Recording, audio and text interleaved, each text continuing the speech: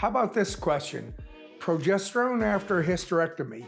You know what? I've heard that question a million times. I've been doing hormone medicine for over 15 years now, and one of the most perplexing things that I hear, particularly when it originates from the gynecologist, is, oh, you don't need progesterone, you've had a hysterectomy, and so they don't get it. Matter of fact, if you go all the way back to the Women's Health Initiative, the study that actually said hormones are bad, but it's a bad study, and more about that in another session. But when you go all the way back to that, you'll find out that all of these studies that are done in two limbs, one with women who have had a hysterectomy and others who haven't.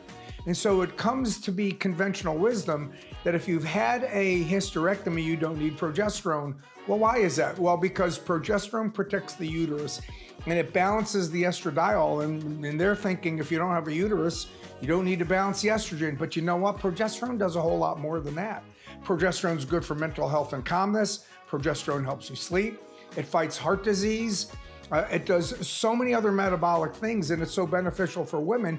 It's ridiculous that we would look at it any other way. So progesterone is very helpful for women.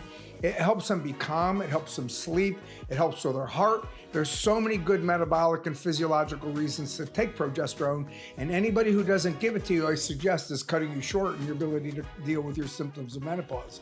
Now, I'm Dr. John Carrozzella from the Florida Center for Hormones and Wellness, and we're absolute experts on this stuff. We understand these hormones backwards and forwards and inside and out.